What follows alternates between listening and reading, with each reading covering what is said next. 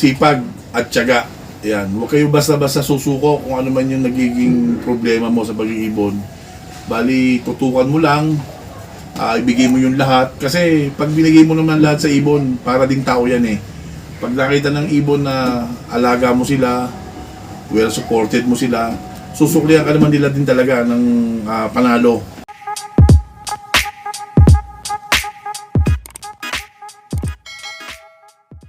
So, tara, samahan nyo ko para makilala nyo aking mga breeder o mga bloodline na tumitira sa akin. Yo, tara, let's go. So, ito nga pala, kung ano ko sa'yo, papakita ko sa'yo. Siyempre, si Ethan muna. Kasi, ito si Ethan. Ayan yung naging foundation bird mo na, sir. Naging foundation ko.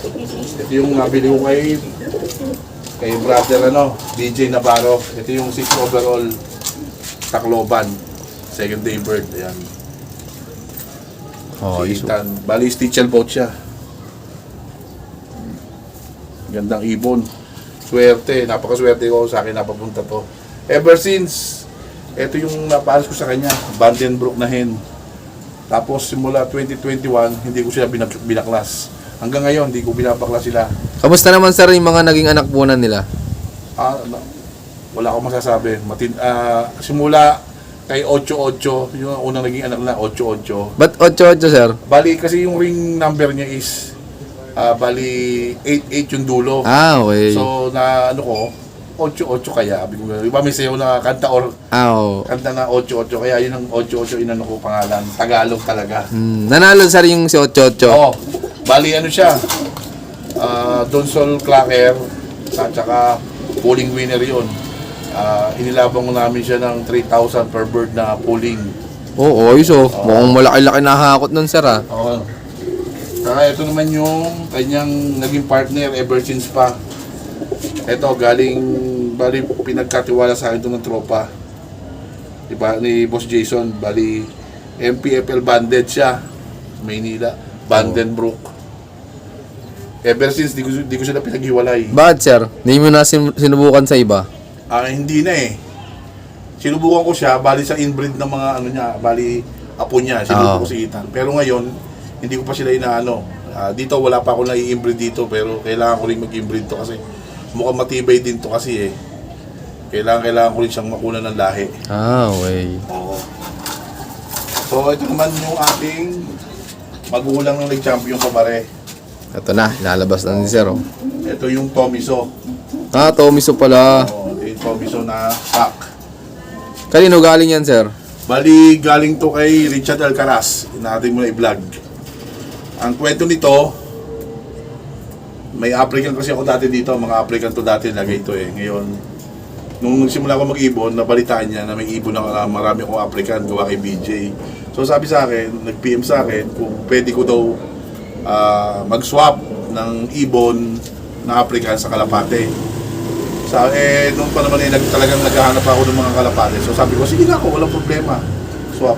So pinapili niya ako dito sa kak na to, tsaka dun sa hen na yun. Sabi ko, dito na ako sa Tomiso kasi yung tropa dito sa isang tropa dito sa amin is mga Tomiso ang gamit. So medyo maganda ang resulta. Kaya sabi ko, at ang magulang yata dito or parents dito pinanggalingan is sa kanya galing. So sabi ko, doon na lang ako sa Tomiso. Sa Tomiso na lahi. So sabi niya, sige sir, ngayon, nung araw na dinala niya sa akin tong ibon, dala-dala niya pa rin yun yung nanay ni Sungit. Sabi sa akin, sir, pili ka kung ano gusto mo. Sabi niya sa akin gano'n. Sabi ko, sir, doon na lang ako sa kak. So ngayon, nagkasundo kami, binigay ko na yung African na kapalit.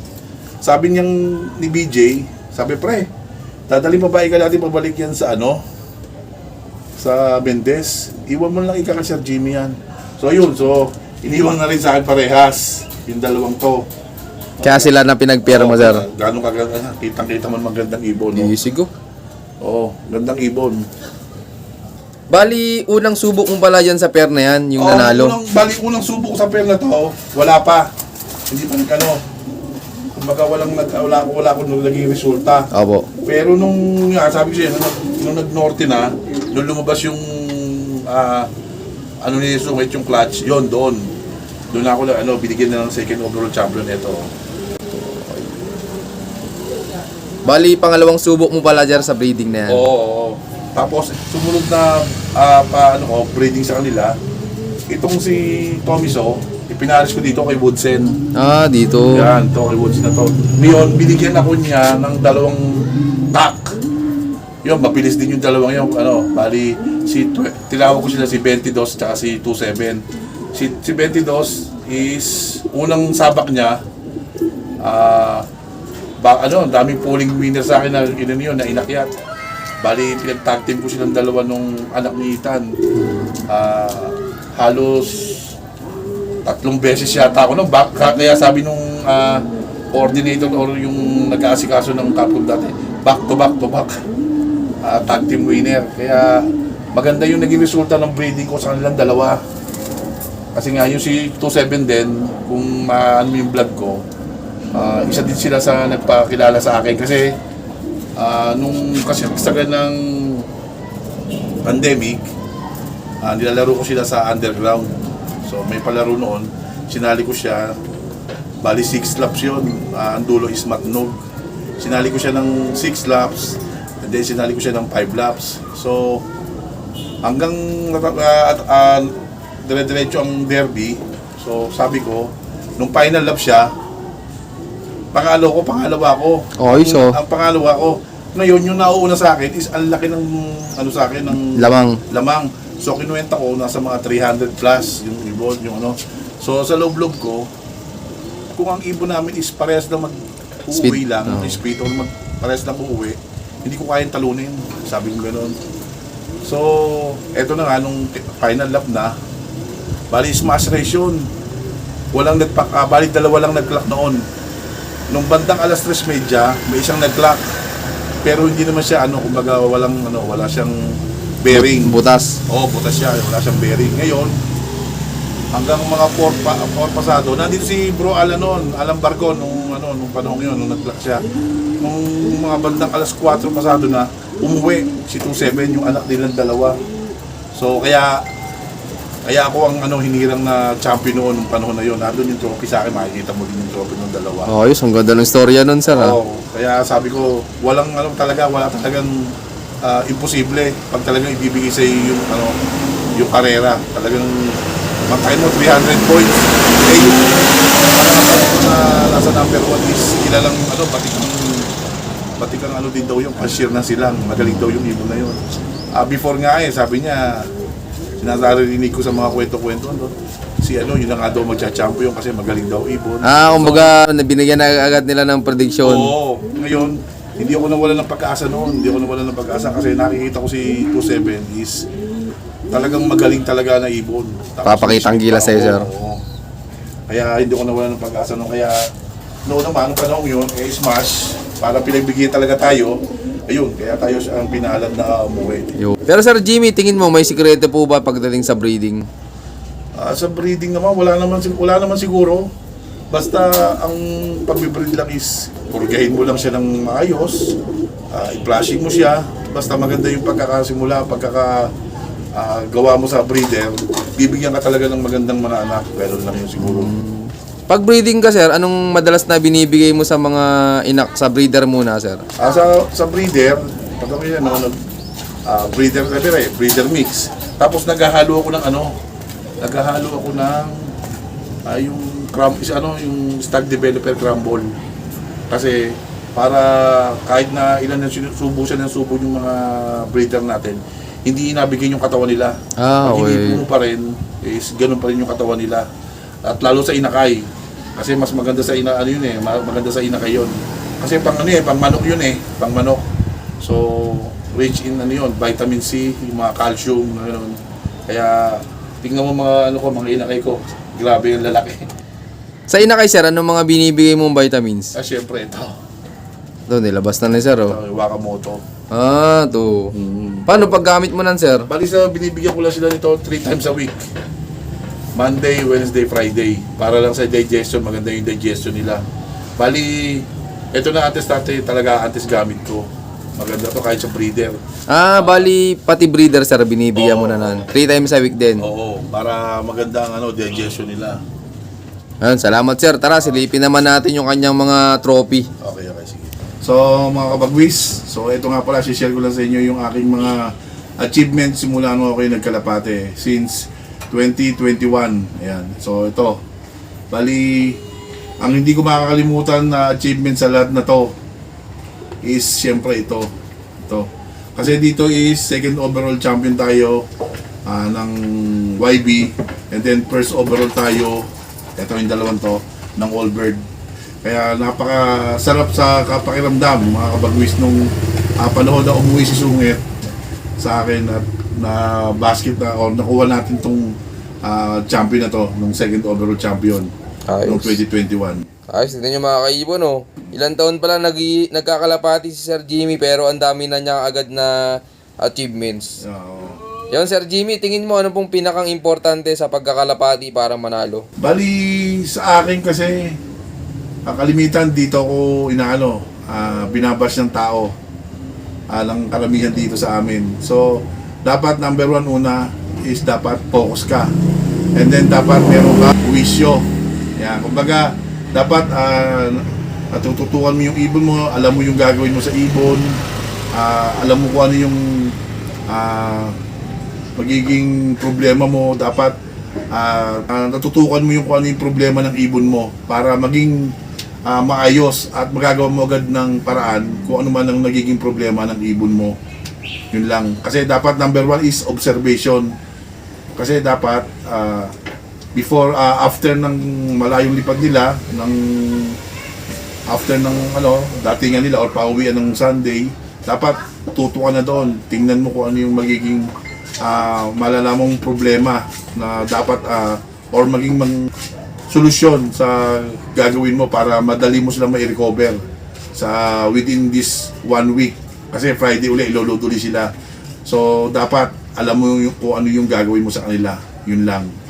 Thank you, sir. Ay, gaano kasaya po ba, sir, sa pagkakalapati? Aba, grabe. So, walang sobrang saya. Yun lang masasabi ko. Kasi, iba yung feeling pag ang ibon mo is parating, lalo sa maraming malayong pinanggalingan nila at lalo derby. Iba yung feeling nung umuwi si Sungit dito. Grabe.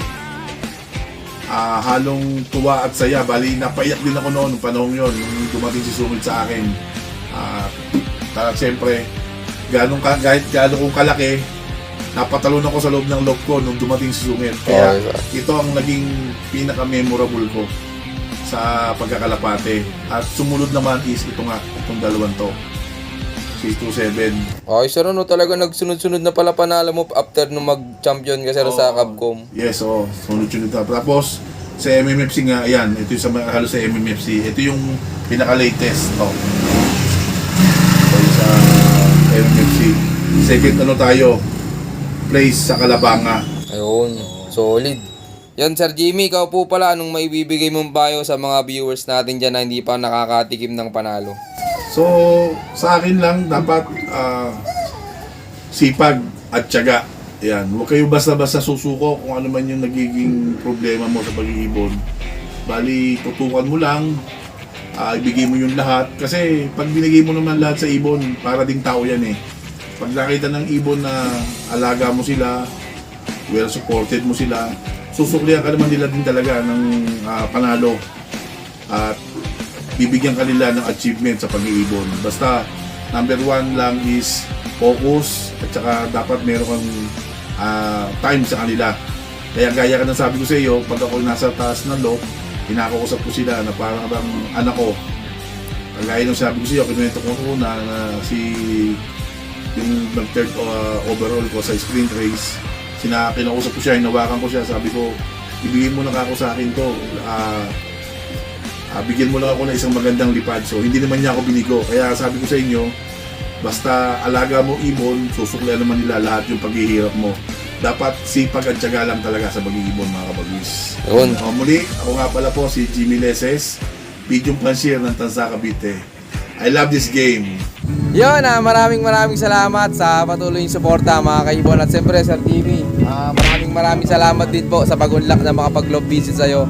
At yun, sir, baka po pala may mga gusto kang shoutout dyan. So, yun nga pala, shoutout sa Tropa Tanza, sa lahat ng mga naglo-load sa akin. At maraming salamat sa inyo sa suporta dito sa ating club. And then, bago kung nga pala tapusin, shoutout din pala sa aking mga mentor. Yan. Brother DJ Navarro, Jimmy Ibanez, Jonathan Yabut, Brown G. Yan. At saka kahulihan ngayon at nagbibigay sa akin ng tip pa rin ngayon hanggang ngayon, si Bro Galo Andaya. Maraming salamat sa inyo. Kung wala kayo, wala yung narating ko ngayon sa pagkakalapate. Kaya saludo ko sa inyo. Maraming salamat sa inyong lahat. Okay na, sir. Yan. Yun, shoutout sa inyo lahat. At syempre, shoutout din sa lahat ng mga patuloy na sumusuporta dyan. At syempre, sana supportahan nyo din pala yung YouTube channel ni Sir. Ano po pala YouTube channel nyo, sir? So, paki-like, share, and subscribe na pala. Big Daddy's Vlog TV. Yan, ito yung kanyang YouTube channel. Yan, sana supportahan nyo. So, yun, abangan nyo pa yung mga susunod kong palop visit. At yun, salamat muli. At keep watching and God bless you all. Thank you.